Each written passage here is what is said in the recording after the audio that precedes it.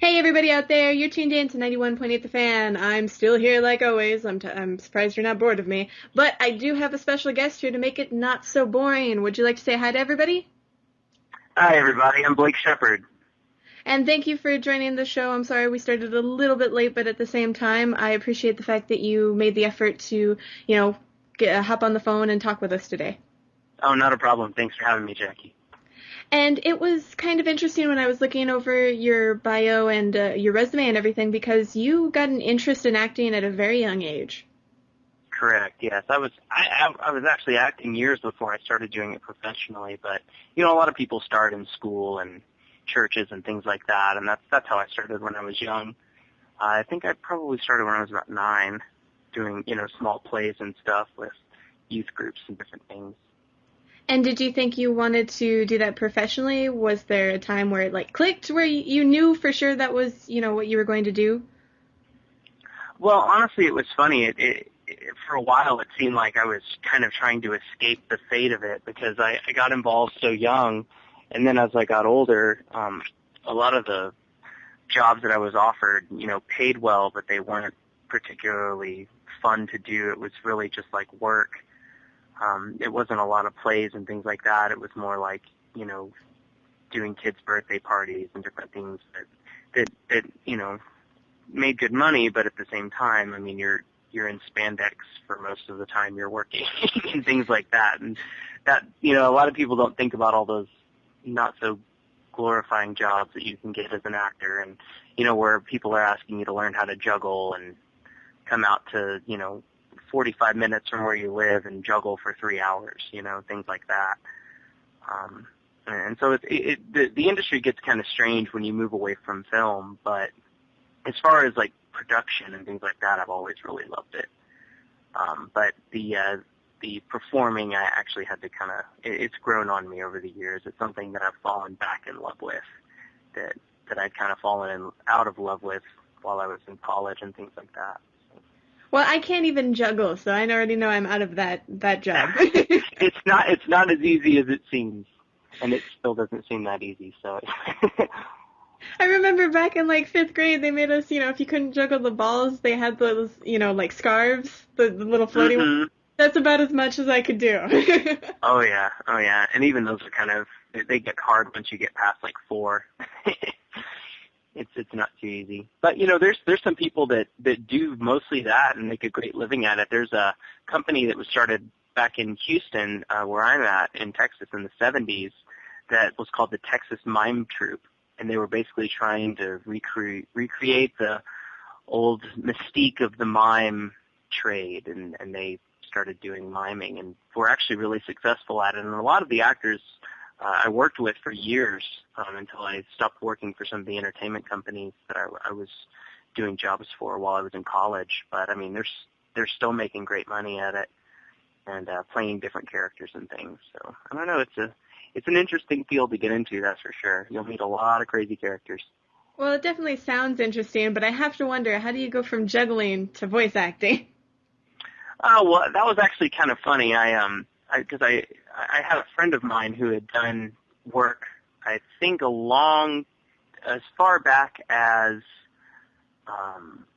when Matt Greenfield was the only director at ADV. She was kind of one of the original voice actresses there. Her name was Sean Taylor, and she was she's a sort of a deep British voice. She didn't do a lot of stuff. She did a few villains and things. I mean, that's something you run into as an actor, that if you have a specific kind of voice, you might be great for one thing, but other than that, they're like, oh, we really can't use you even though you're really talented. And it kind of sucks. But that's sort of what happened to her. And she was telling me, hey, I know that they're always looking for people your age over at this place called ADV Films. Why don't you go check it out? So I went over there and put down all the characters that I'd done in the past and did my audition. And then from then on, apparently I found out that one of the directors had put me on a big emailing list telling everyone that they should try me out, which was a great blessing. And I still totally thank him for that. So it kind of skyrocketed me into a lot of work. So pretty soon after that, I was able to kind of tone down on the other acting jobs that I was doing. And that's a whole new medium. I mean, anime, not a lot of people actually know about it unless, they've grown up with Pokemon and Sailor Moon and things like that during the big anime boom. So did you know what it was? Yeah, I did actually. It was funny because one of my favorite shows, when I was in, I guess, 8th grade, I started really getting into it. And I loved animation and illustration and just comic books in general. And so I pretty much went through a phase where I tried to get my hands on anything unique that I could possibly find. And the first anime I ever saw was Akira. And I completely fell in love with anime at that point. It was like, oh my gosh, this is amazing. And the second one that I saw was an anime called Battle Angel. And it was actually an ADV dub that I got, and it was on a cassette. It was really funny because back when they did VHSs instead of DVDs, what they would actually do is show an episode, and then they would show the credits, and then the next episode would start. So I didn't know for like a year that there was a second episode on there, because whenever the credits started, I would just rewind it. So it took me a year to realize that I had 2 episodes on my VHS. So it was pretty exciting. It was like getting to watch it and see the next chapter after years of just watching the first. So it was kind of fun. But yeah, I had no idea that even when I was auditioning at ADV that I was in a room with a lot of the guys that had acted in that very same anime. So it was pretty cool when I figured that out. And I had a little bit of a geek out moment and told them how much I loved the show and all that. So. Oh, but that's really cool. Yeah, it was neat to meet the guys that actually made, because I still to this day think that's one of the best stuff I've ever heard. Oh, definitely, and that's something. It has a nostalgia factor too, since you saw it so young. Right. And I'm kind of curious, when you found out the process of how anime was done, did you think, oh gosh, this is so hard, or did you kind of, were you discouraged at all, or did you pick it up right away? It was funny the way it happened, because the character that I got to audition with ended up being nothing like the characters that I was going to be brought into play. It was a hero character, and he was just real debonair and suave and kind of cool and very collected. And when I first started, I didn't get to play those characters. They always start you with like bit parts and screaming guy and running guy and, person who just lost his sister and his village is burned down. You don't get like a main kind of, the cool, calm, collected character when you first start. But that's what I auditioned with. And that was actually easier than coming back in, and then all of a sudden they're asking me to do all of these emotions kind of off the cuff, and it was a lot more difficult because I'd learned one of my, I guess it was a weakness at the time, but I mean, as a stage actor, you're going to put a lot of emotion in your face, and you're going to act. But when you're on the microphone, that can't happen. You have to put all of that in your voice. So it can make things difficult when you're first starting out. That's something that you have to learn how to convey emotion just through your voice. So that can be a difficult learning curve. And some actors, I've been told by directors, really never figure it out. They're seasoned actors, and they come in and they've been acting a certain way their whole life, and it's just too drastic of a change for them. They can't adapt. So that's kind of interesting, I think, because I would assume, you'd move your hands a little bit around, because when you talk to somebody, like right now, nobody can see me, but I'm using my hands to convey a lot of the things that I'm saying, so I would think you would do some of those things in the booth. You do sometimes, but I mean, like, when you're running as a character, you don't want to run in the booth because you're going to clank around and make noise, and, if you've got your visitor badge on or something to get into the high security anime, world, it's going to clank around on your neck and all that kind of stuff. And so they don't really encourage a whole lot of movement. I mean, obviously you can if it doesn't affect the audio, but yeah, it's completely in the voice. I mean, when you're running, it should just be all up there and no real physical movement at all. So.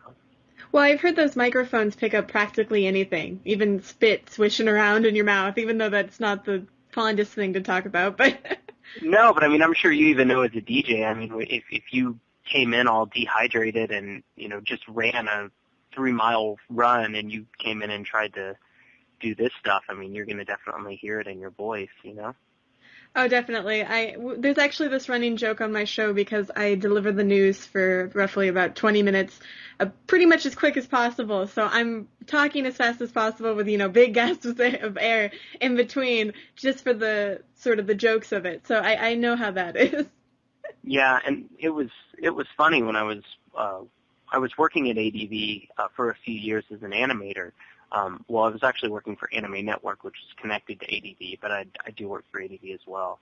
And they, while I was working there, I actually ended up getting sick because for a while there was like a problem with some of the ventilation or something, and some people were talking about that they were getting like stuff in their throat, and we don't know if it was mold or something. But at any rate, I ended up getting sick towards the end of the recording of Air Gear, and it was luckily my character was getting the crud beat out of him, so it didn't sound too bad. But I was actually sick for the last volume of Air Gear. Oh, that must have sucked, but you used it to your advantage, which I think is really cool. Yeah, it was crazy. I thought that we were going to have to postpone recording, but it ended up being okay. So. Very cool. I think we're going to take a short break here on 91.8 The Fan, though. I won't chase my guest away, don't worry. So you want to keep it tuned to 91.8 The Fan. Everything you want and nothing you don't. Hello, fanatics. Look at the fan. Now back to me. Now back at the fan. Now back to me. Sadly, you aren't with me. But if you stopped using MSN and Yahoo and joined our IRC chat, you could be with me. Look down. Back up. Where are you? You're in our IRC with fans of things that you like. Look in our chat. Now back to me. I have it. It's a mod kicking those two people you hate. Look again. The mods are now maids. Anything is possible when you're in our IRC and not on a messenger. I'm on a Wolf's.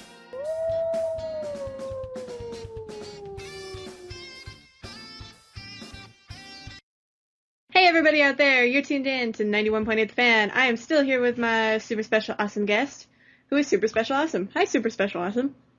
Hi, how's it going? It's going good.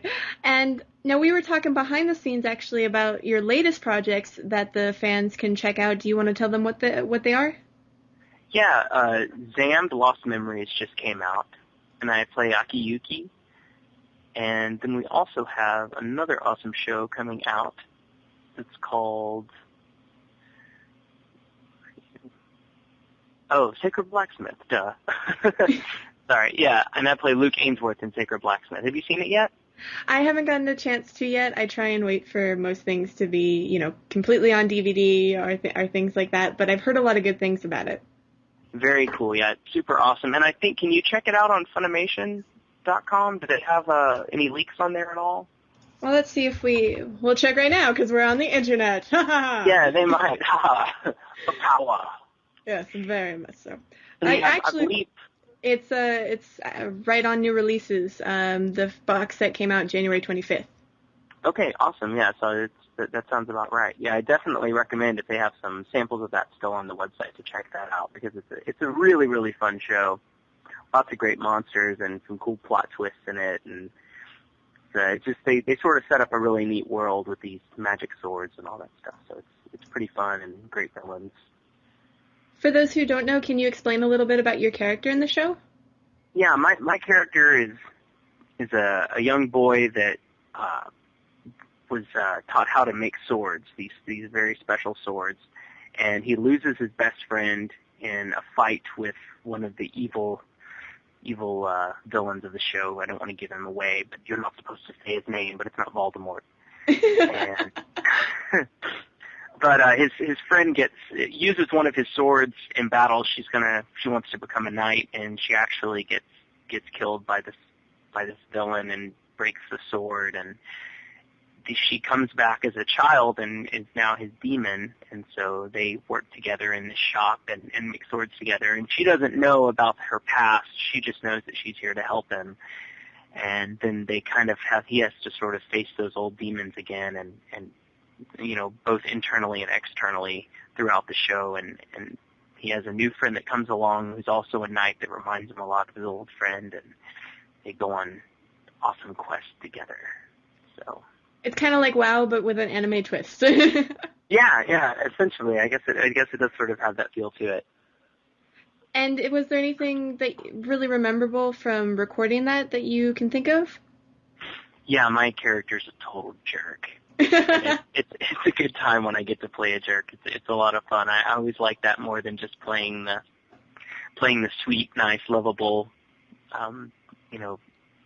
main characters. He's got kind of a chip on his shoulder, and he's not really impressed by other people. He's kind of a recluse, and he's one of these characters that keeps getting thrust into situations that he doesn't really want to be in, and it even gets to the point where, they're about to go into battle, and sometimes he just decides that he doesn't want to help at all, and the knight actually has to end up striking a deal with him to get him to participate in the fight because he doesn't want to help her. He'd much rather just leave her to her own devices. Well, still, playing a character like that in the booth, it must help get some, emotion or some stress out of you. Yeah, it's fun. I tell you, I needed some stress relievers because my character can he can take raw metal, a hilt, and a few other ingredients, and he can actually form a sword using a special incantation that he uses, and it's really difficult to say. So we had to go through and make sure that this was exactly right, because he has to say out loud what's happening when he's forging this blade. He sounds like the blacksmith version of MacGyver. Yeah, there you go. Yeah, except he doesn't get to use paper clips. I don't think he uses any paper clips in his sword. Dang. But if he did, hey, that'd be an awesome Final Fantasy weapon, the paperclip sword. I can see it now. Yeah, I know. It's perfect. Of course, it'd have to be 10 times the size of a normal human being. It couldn't be a normal paperclip. That's true. Everything has to be exaggerated in Final Fantasy. Right. And then, go ahead. Oh, no, you go ahead. I apologize. No, I was going to go on to a Xam'd, The Lost Memories, and that's a really neat show as well. That's kind of it's almost like it's got a lot more, I guess, monsters and sort of more.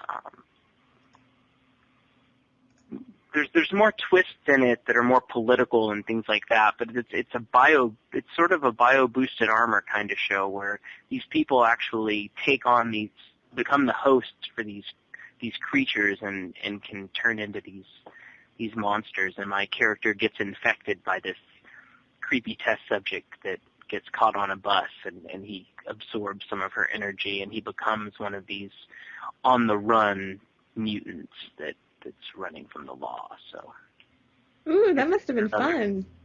Yeah, it was a pretty cool show. I always love doing transformations and things like that when your arm is exploding and there's another arm inside and your ribs crack and break, and like the werewolf transformation, as I always call it, or super morphin powers.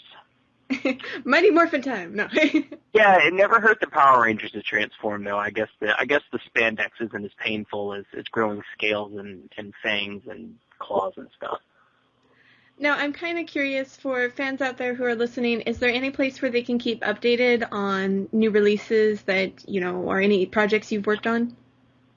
Well, I usually keep my website updated as to that kind of stuff, and I mean, you can always Wikipedia always seems to kind of beat me to it, so that's honestly where I go to grab stuff off of most of the time anyway, because I usually don't put anything out until it's released, and a lot of times through ADB or I guess Seraphim Studios now, it's not, ADB is sadly dissolved, but Funimation Studios and Seraphim, sometimes their dates get pushed back, and they aren't able to tell everyone, if they have a release date for such and such, and something happens with production, you don't always know about it, and it's just always better to use that as a fail-safe. I've learned that Wikipedia is usually pretty reliable, just to sort of make sure that I don't step on anyone's toes or, everybody. So as you said, it's a constant problem with you guys too when you interview people.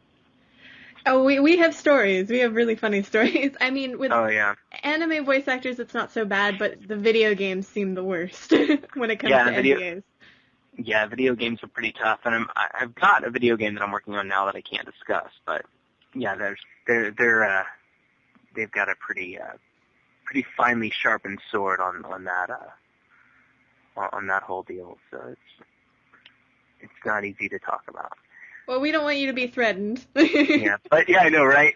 They'll come to my house and be like, "We heard what you said on the radio." But Halo Legends, if you haven't seen that, is another show that we just finished a while back, and that was a lot of fun. That was a really exciting show. And I finally got to do some work in Full Metal Alchemist. I hadn't done work in that yet. And last time I was up at Funimation, I got to do a little bit part in that, so that was exciting.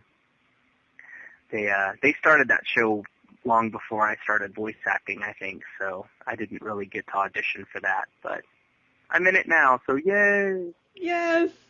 And I'm kind of curious, since we're nearing the end of our time here, would you like to participate in a 91.8 The Fan tradition? Sure. We ask everybody who comes on the show if they'd be willing to do a radio bump for us, and we do it live, on air, so there is pressure. Oh. Awesome, no problem. Awesome. We're wondering if you could say, "My name is," you insert your name, "I do this," you insert whatever it is you do, and you're tuned into 91.8 The Fan. All right.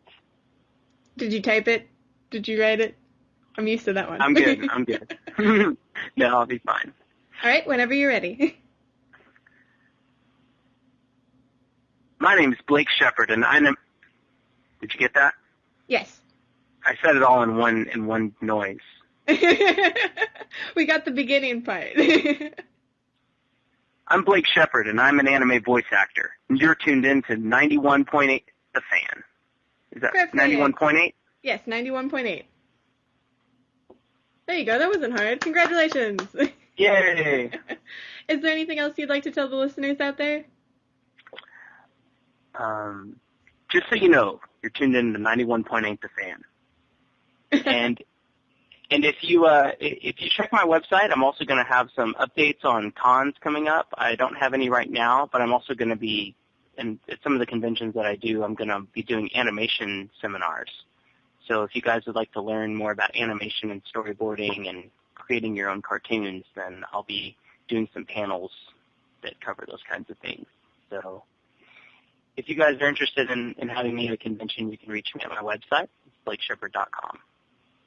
Awesome. And thank you so much for joining us today. It was a lot of fun. No problem. Thank you for having me. And for everybody out there who missed any of this interview, shame on you, but it'll be up on the website in the next few days. So keep it tuned to 91.8 The Fan, everything you want and nothing you don't. Coming up next is Beat Crusaders with I Wanna Go to the Disco.